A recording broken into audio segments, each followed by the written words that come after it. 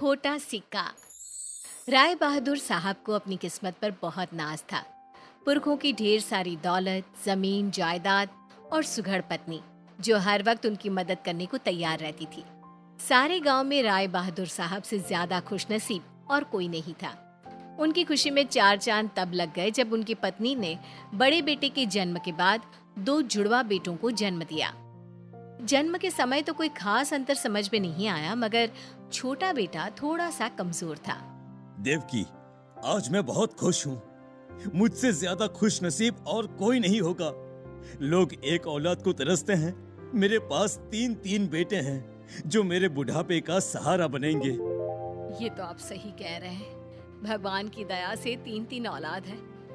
बुढ़ापे की तो बिल्कुल फिक्र ही नहीं है। राय बहादुर साहब सभी से कहते हैं, मेरे तीनों बेटे मेरे बुढ़ापे का सहारा बनेंगे। समय अपनी गति से चल रहा था। उनके दोनों बेटे बहुत ही होशियार और समझदार थे, मगर सबसे छोटा बेटा जो थोड़ा सा कमजोर हुआ था, दिमाग से भी थोड़ा कमजोर रह गया। पता नहीं किस पुराने जन्म का पाप सामने आया है जो यह बेटा भगवान ने मेरी किस्मत में लिखा। पैदा होते ही मर क्यों नहीं गया? उन्हें अपने छोटे बेटे को किसी के सामने लाने में भी शर्म आती थी, क्योंकि वो ना तो शारीरिक रूप से पूरी तरह सक्षम था और ना ही मानसिक रूप से। एक दिन राय बहादुर साहब अपने छोटे बेटे का एडमिशन कराने स्कूल पहुंचे। नमस्ते प्रिंसिपल साहब, कैसे हैं आप? मैं बढ़िया हूँ, आप सुनाइए कैसे आना हुआ? अमन तो आपके स्कूल में पढ़ता ही है, सोचा अर्पित का भी आपके स्कूल में एडमिशन करवा दूं। बस उसी सिलसिले में आया था मैं। ये तो आपने बहुत अच्छा सोचा, मगर अर्पित का एक जुड़वा भाई और है ना, आप उसका एडमिशन नहीं करा रहे हैं? अरे नाम मत लो उसका, वो तो हमारे परिवार पर कलंक है, कलंक। मानसिक रूप से असक्षम है। आपके स्कूल में उसके लिए कोई जगह नहीं है। राय बहादुर साहब अपने बड़े बेटे के स्कूल में छोटे बेटे का एडमिशन करा के आ गए। देवकी जी को ये बात बिल्कुल भी पसंद नहीं आई, मगर अपने पति के आगे वो कुछ भी नहीं कह सकती थी। मगर मोहित को ये बात समझ में नहीं आई। उसका स्कूल में एडमिशन नहीं हुआ। हाँ हाँ, अब मैं भी स्कूल जाऊंगा। देखना देखना, पढ़ लिख कर बड़ा आदमी बनूंगा। बाबूजी की तरह गांव में सब लोग मेरा भी सम्मान करेंगे। बेटा तू चिंता मत कर। भले ही तेरे पापा ने तेरा स्कूल में एडमिशन नहीं कराया, मगर मैं तुझे किसी भी बात में अपने भाइयों से पीछे नहीं रहने दूंगी। मैं तुझे घर पर पढ़ा लिखा कर काबिल बनाऊंगी। वैसे भी कहते हैं ना, कमजोर बच्चे पर माँ का ज्यादा स्नेह होता है। वैसे ही देवकी जी का अपने बेटे मोहित पर ज्यादा स्नेह था। जब दोनों बेटे स्कूल से आकर वहाँ की पढ़ाई और दूसरे बारे में बातें करते थे, छोटा बेटा माँ के आंचल में छुपकर अपने भाइयों की बातें सुना करता था। एक दिन राय बहादुर साहब बैठक में अपने कर्मचारियों के साथ किसी बात पर डिस्कस कर रहे थे। तभी मोहित वहाँ पहुँच गया।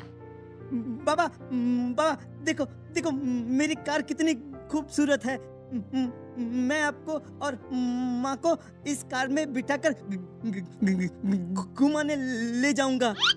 उनके कर्मचारी बाल सुलभ बात पर हंस रहे थे, मगर राय बहादुर साहब को लगा कि उनके बेटे के कमजोर दिमाग की हंसी उड़ा रहे हैं। देवकी, देवकी कहाँ हो तुम? कितनी बार तुम्हें कहा है कि इसका खास ध्यान रखा करो, बैठक में ना आने पाए। देवकी जी मोहित को बैठक में से अपने साथ ले गई। ऐसा अक्सर होने लगा तो मोहित को बाबा के सामने जाने में भी डर लगता था। बड़े बेटे ने मुंबई से एमबीए करने के बाद गांव में ही फैक्ट्री डाली थी। वहीं दूसरा बेटा राय बहादुर साहब का जमींदारी में हाथ बटाता था। उन लोगों को अपने छोटे भाई से कोई मतलब नहीं था। दोनों बेटों की शादी के बाद बहुएं भी अपने देवर से कोई स्नेह नहीं रखती थी। पूरे घर में सिर्फ देवकी जी ही अपने बेटे को चाहती थी। देवकी के स्वर्ग सिधारने के बाद छोटा बेटा मोहित मानो सब पर बोझ हो गया था। सारा दिन खेत पर जो उससे बन पड़ता वो काम करता रहता, और कई बार तो सारी सारी रात खेतों की रखवाली करता। घर पर किसी को उसके आराम या खाने पीने से कोई मतलब नहीं था। कई बार वो खेत पर गायों का दूध पीकर ही दिन निकाल लेता, या कोई मजदूर के साथ बैठकर उसके साथ उसका खाना खा लेता। एक दिन अचानक राय बहादुर साहब की तबीयत बहुत खराब हो गई। उनके बेटे हॉस्पिटल लेकर गए। जब मोहित को इसके बारे में पता चला तो वो भागते हुए घर आया। भाभी, पिताजी को क्या हुआ है? उन्हें हॉस्पिटल क्यों ले गए? पहले से परेशान भाभी ने उसे डांट दिया। वो घर के बाहर बैठा अपने भाइयों के आने का इंतजार करने लगा। तभी उसका बड़ा भाई हॉस्पिटल से आया। उसने भी मोहित की किसी भी बात का जवाब नहीं दिया और उदास होकर घर के अंदर चला गया। उसे यूं उदास देखकर उसकी पत्नी उसके करीब आई। क्या बात है, पिताजी की तबीयत कैसी है? आप बहुत परेशान दिख रहे हैं। पिताजी की दोनों किडनी फेल हो गई हैं। डॉक्टर ने तुरंत ऑपरेशन करने के लिए कहा है। अर्पित की किडनी के बजाय मेरी किडनी मैच हुई है। ये क्या बात हुई? आप अपनी किडनी पिताजी को नहीं दे सकते हैं? आखिर आपकी भी पूरी जिंदगी आपके सामने बाकी पड़ी है। हम कोई और इंतजाम कर लेंगे। मोहित उन दोनों की बातें सुन रहा था। वो दिमाग से थोड़ा कमजोर था, मगर इतना भी नहीं कि कुछ समझ ना सके।